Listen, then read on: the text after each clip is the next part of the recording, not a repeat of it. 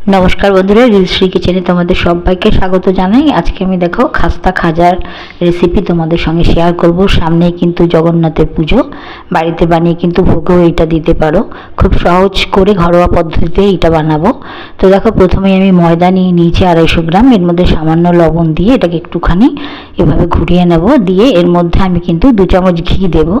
ঘিটা দিলে কিন্তু খুব সুন্দর গন্ধ হবে, খেতেও ভালো লাগবে, সেই কারণে আমি ঘি দিয়েছি। তোমরা চাইলে এর মধ্যে সাদা তেলেরও ব্যবহার করতে পারো, রিফাইন্ড অয়েল। তো এটাকে হাত দিয়ে ভালো করে কিন্তু ময়দার সঙ্গে মিশিয়ে নিয়েছি ঘিটাকে। এবার অল্প অল্প করে জল দিয়ে কিন্তু একটা ডো বানিয়ে নেব। আর এটা কিন্তু খুব নরমও হবে না, আবার খুব শক্তও হবে না ডোটা, সেভাবে কিন্তু বানাবে। অল্প অল্প করে জল দিয়ে এই ডোটাকে বানিয়ে নিতে হবে। দেখো, খুব ভালো করে এটাকে মেখে আমি একটা ডো তৈরি করে নিয়েছি। এবার এটাকে কিন্তু আমি ঢাকা দিয়ে 10 মিনিটের জন্য রেখে দেবো। আর এদিকে আমি একটা চিংড়ি শিরা তৈরি করে নেব। তো এটাকে আমি ঢাকা দিয়ে রেখে দিচ্ছি 10 মিনিটের জন্য। আর এদিকে দেখো, বাটির মধ্যে আমি 150 গ্রাম চিনি, মানে যে বাটিতে 1 বাটি চিনি নিয়েছি সেই 1 বাটি পরিমাণে জল নিয়েছি। আর সামান্য একটু কেশর দিয়ে দিয়েছি, কালারটাও ভালো হবে আর গন্ধটাও ভালোই লাগবে। তো দেখো, এটাকে শিরাটা কিন্তু বেশি ফোটাতে হবে না, কোনো তারের প্রয়োজন নেই। ভালো করে চিনি গলে গেলে মিনিট 2 ফুটিয়ে নিলে কিন্তু শিরাটা তৈরি হয়ে যাবে। তো শিরাটা আমার তৈরি হয়ে গেছে, ঢাকা দিয়ে রাখছি। এদিকে দেখো, ডোটাও কিন্তু সেট হয়ে গেছে। হাত দিয়ে আবার একটু ভালো করে মেখে নিচ্ছি, দিয়ে এটা থেকে কিন্তু লেচি করে নিতে হবে। তো এটা থেকে আমি মোটামুটি সমান পরিমাণে যে কটা লেচি হবে সেগুলো কিন্তু আমি এভাবে ছোট ছোট করে বানিয়ে নিচ্ছি। এখানে দেখো, মোটামুটি আমি কিন্তু একই রকম সাইজের 5টা লেচি বানিয়ে নিয়েছি। এবার এটা থেকে পাতলা পাতলা করে কিন্তু রুটি বানিয়ে নিতে হবে। তো আমি একটু ময়দা দিয়ে এটাকে বেলে নিচ্ছি। যতটা পাতলা করা যাবে ততটাই কিন্তু খাস্তা হবে, তো সেই জন্য একটু টেনে টেনে পাতলা করে কিন্তু এটাকে বেলতে হবে। দেখো, আমি ভালো করে কিন্তু এটাকে বেলে নিচ্ছি। তো আমার মোটামুটি একটা রুটি বেলা হয়ে গেছে। তো আমি কি করব, আর একটা রুটি ওইভাবে বেলে নিচ্ছি। মোটামুটি সব রুটিকেই একটু টেনে টেনে পাতলা করে আমি সব কটাকে কিন্তু বেলে নেব। তো আমার দেখো, একটা একটা করে, আর দেখতে পাচ্ছ কতটা পাতলা হয়েছে। আমি 5টা রুটি বেলে নিয়েছি। এবার দেখো, একটা রুটির উপর ঘি একটু ছড়িয়ে দিয়েছি, দিয়ে হাতের সাহায্যে এইভাবে কিন্তু ঘষে নিয়ে উপর থেকে কিন্তু গুঁড়ো ময়দা ছড়িয়ে আস্তে আস্তে চেপে দেবো। এভাবে আমি কিন্তু আর একটা রুটিও দিয়ে দিলাম। সেম প্রসেসে কিন্তু আমি আবার একটু ঘি দেবো, সঙ্গে ময়দা দেবো, এভাবে বানিয়ে নেব। তোমরা চাইলে কিন্তু ঘিয়ের মধ্যে ময়দাটা মিশিয়ে নিয়ে সেই লিকুইডটাও কিন্তু এইভাবে দিয়ে দিতে পারো। আমি একবারে করিনি, আমি আলাদা আলাদা করে এভাবে করে দিচ্ছি। তো দেখো, হাত দিয়ে চেপে চেপে কিন্তু এইভাবে একটার ওপর একটা রুটিকে এভাবে কিন্তু দিয়ে দেব। আর সব কটাকে 5টা রুটিকে কিন্তু আমি এভাবে একই প্রসেসে কিন্তু বানিয়ে নিচ্ছি। হাতের সাহায্যে ভালো করে ঘিটাকে ডলে দিয়ে ময়দা ছিটিয়ে ওর মধ্যে চেপে চেপে হাত দিয়ে কিন্তু একটু বসিয়ে দিলাম।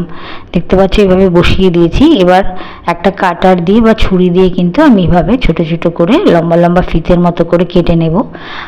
সাইজটা কিন্তু তোমরা ছোট বড় করতে পারো, আমি একটু মোটামুটি সাইজের করেছি। আর হাত দিয়ে এইভাবে অনায়াসে কিন্তু একটা রোল দেখো এভাবে বানিয়ে নিতে পারবে।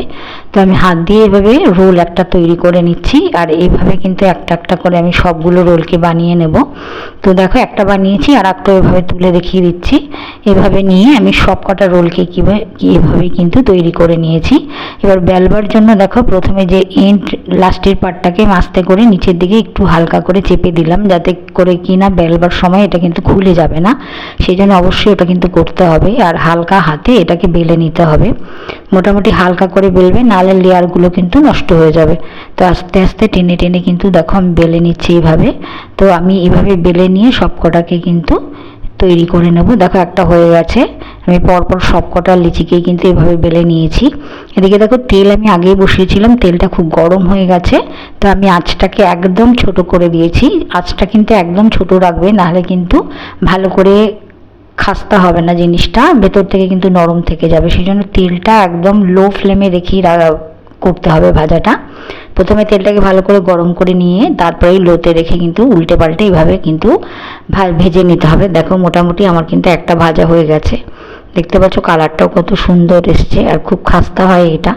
তো আমি আর একটাও এভাবে ছেড়ে দিচ্ছি। এভাবে কিন্তু উল্টে পাল্টে আমি সবগুলোকেই ভেজে নেব। আর সব কটাকেই কিন্তু লো ফ্লেমে রেখে রেখেই ভাজবে, নাহলে কিন্তু ভালো হবে না খাজাগুলো। তো দেখো, এভাবে কিন্তু একটা একটা করে আমি প্রতিটা খাজাকে ভালো করে ভেজে নিয়েছি। এবার আমি খাজাগুলোকে একটা থালার মধ্যে সাজিয়ে নিয়ে যে চিনি শিরাটা বানিয়েছিলাম সেটা কিন্তু ওপর থেকে এভাবে দিয়ে দিচ্ছি। আমি চিনি শিরার মধ্যে ডোবাবো না, তাহলে খাস্তা ভাবটা নষ্ট হয়ে যাবে। তাহলে দেখলে তো বন্ধুরা অনায়াসে কিন্তু ঘরেই বানিয়ে নিতে পারবে খাস্তা খাজা। তো আশা করছি ভিডিওটা ভালো লেগেছে। ভিডিওটা ভালো লাগলে অবশ্যই একটা লাইক করো আর আমার চ্যানেলটাকে সাবস্ক্রাইব করো। আবার দেখা হচ্ছে নতুন আর একটা রেসিপি নিয়ে আগামী পর্বে। আজকের মতো বিদায় নিচ্ছি, ভালো থেকো, নমস্কার।